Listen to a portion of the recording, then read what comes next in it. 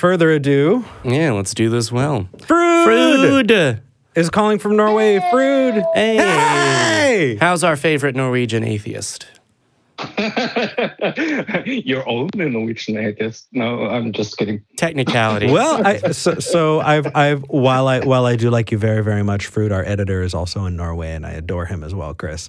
So Norway's just a wonderful place. Chris. Shoot, sorry, sorry, Chris, forgot that you were in Norway. Frode, how's our favorite Frode going? Yeah, that's much better. Mm-hmm. How is he wants to talk about love. Because two single guys are super qualified. Yes, but I will probably cry a little, but happy tears. Okay, I promise. Okay. You can feel sad if you need to feel sad. What's up, buddy? No, me and my dad, we still don't talk. But I had a friend that said to me right after Christmas, that she didn't want to talk to me anymore because I was too much negative influence in her life. So I sorry to hear that. I mean, it got me to understand that a lot of what I call my Christian ex-life is still with me. Because I think as you guys know, that I was really negatively impacted by my Christian faith. It got me to do things that I didn't want to do. It got me to think in negative ways. It got me to almost to the point of where I could not pick up a spoon. And that's why when I got atheism in my life, I got liberated, as I call it. I got free of my shackles. I felt free. So right before the New Year's, I decided to open my Facebook account again. I promised myself I would become more involved with the things I do. That I would take more passion in the projects I set in front of me, that I would become a better person, not because God wanted me to do it, but because I wanted to do it. Damn straight. Yeah. And I decided to join a dating site right after Christmas. Ooh, okay. I decided to be more open-minded, more happy, have a more happy and more positive influence over my life. I couldn't bear someone to tell me that I was a negative influence on their life, but I understood why she said it. I understand why she felt like she had to say that to me, because I was a negative Nancy, and I always used the religion excuse maybe that Jesus will forgive me. Like everybody says, like, yeah, Jesus will forgive me. And when I open up all these opportunities in front of me, I found love again. Really? Yeah. That's awesome. Good for you. Yeah. Hey! Wow, January 6th. This has been a good week for you. Yeah. Yes. One of the best weeks of my life. Good. Hey. Good. But hey, getting away from the dogma and realizing that you're an atheist, just kind of answering the God question doesn't necessarily take out all of the ingrained habits of religious dogma. It takes a long time to get through, and on top of that, there's nothing about saying I don't believe there's a God that says that you need to be a good person. And the fact that you are doing that, the fact that you're taking that on and going, you know what? No, I'm going to be a good person, not because somebody is telling me to, but because I know it's the right thing to do and I want to make this a better world is fucking awesome. Good on you, Frode. I wish more people would do that. And I know that I'm very, very proud that the people who are watching this, our fan base is... They're followers. Good humanists. Yeah. I mean, really, we've gotten to see that from so many people. Yeah. I think it was because I had to have my grief period. Do you understand? Yes. It's like losing a parent or losing something important for you in your life. Yeah. Like losing God when God has been such a big part of your life for more than 20, 30 years. And being such an influence, you have to grieve over it. And I think I learned in the last week, I learned that I'm finally over that grievance period as well.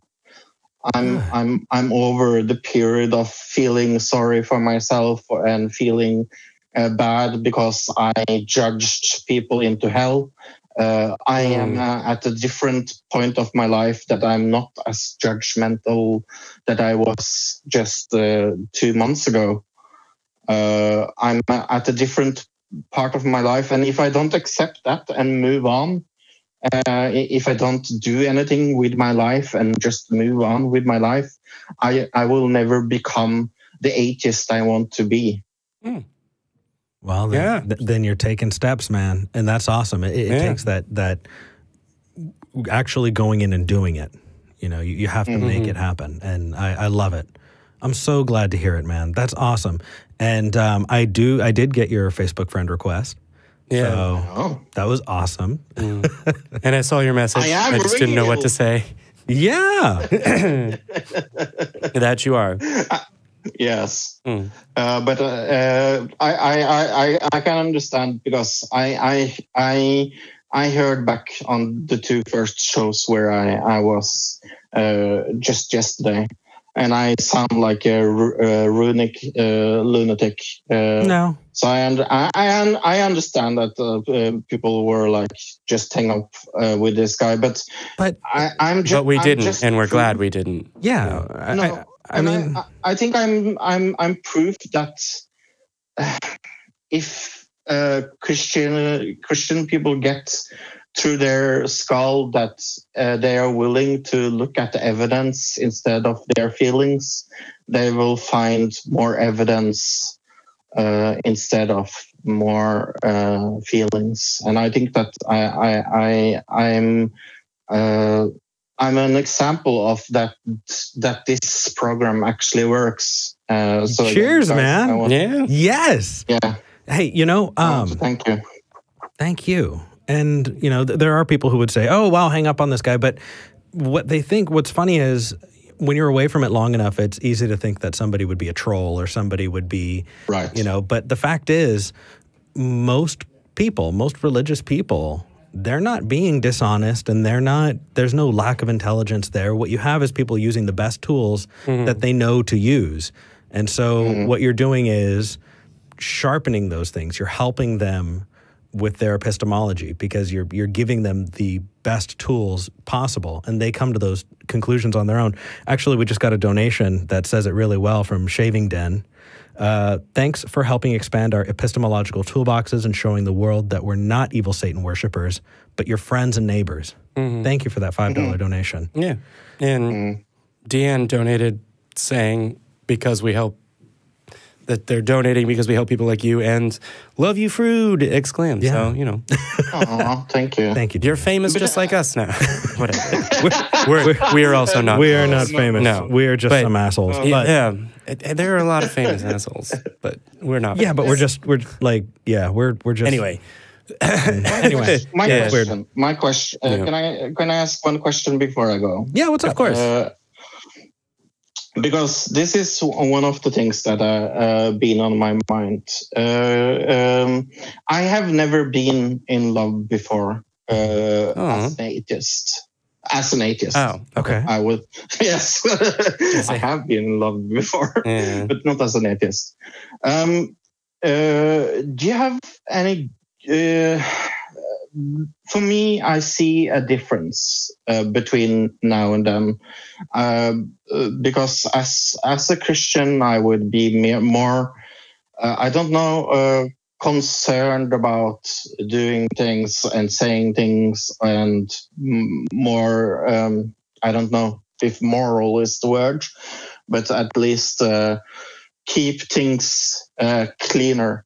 As now an atheist, is there a way of keeping those values but not involving, like saying, I can't because I believe in God? Yes. You want to go first? Yeah, when you look at the values of value and you decide that it's one you want to keep, I don't know if you want to throw out an example, but just look at it without the context of a God, right? Like being generous or kind or timely or whatever sort of level of value, just go, I'm doing this because I've thought about it and it's the thing that I want to do. And know that, you don't believe in a God, and if someone who believes in a God comes to the right conclusion for the wrong reason, at least they're doing the right thing. At least they have a good value, a value that you have thought about and decided to have for good reasons. And I mean there isn't really a quick trick. I can get a little bit long-winded on love. If you don't mind putting up with it for just a minute. Have you heard have you heard of Tim Minchin? Mm-hmm. Yes. Yeah.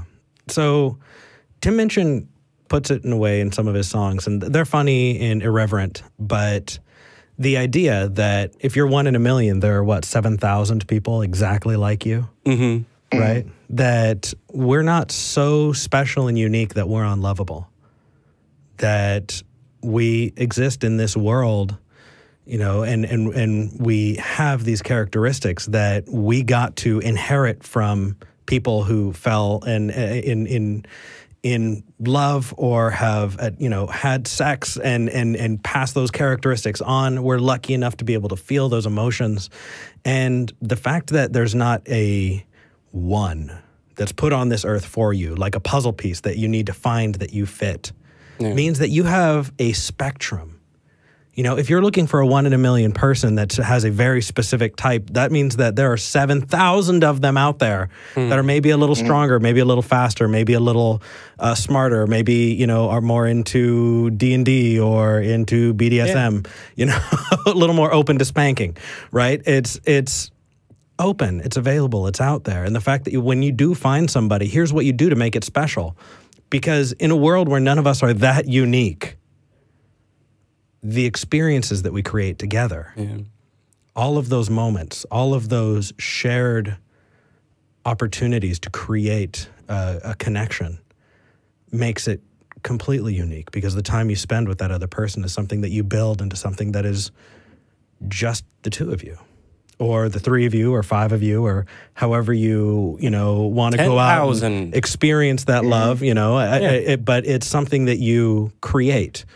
And that is beautiful, and it is absolutely worth doing. So when you get back to how to be a good person or how to be a good partner, right? You are creating that. You're creating something unique and beautiful. And I mean, when you experience those feelings, you want to do nice things. You want to make the other person happy. And I think it's kind of awesome that you're doing it because you want to and not because somebody told you to. Nobody needs to tell you to think about them all the time. Nobody needs to tell you that you should be having butterflies, or that you should maybe go make a nice dinner, or whatever the case is. However it is that you show your affection, you're owning it, and you're doing it because you want to make that other person happy. And that's awesome, And I encourage anybody else, who is still looking, find that person that makes you want to be a better person. And or people who make you want to be a better person, because that's really awesome. So cheers to you, man. I hope that you have the most amazing year this year, and I look forward to catching up with you and talking to you on Facebook. And I mean this. I really love you guys, and you've been more help to me than you'll ever know. You saved my life, and I'm eternally grateful for that. Mm. We love you too, Yeah. Frode. We love you too, man. Okay, All right. sorry. Big hug. Okay, big All the hug. hugs. Take care, brother. Bye. All right.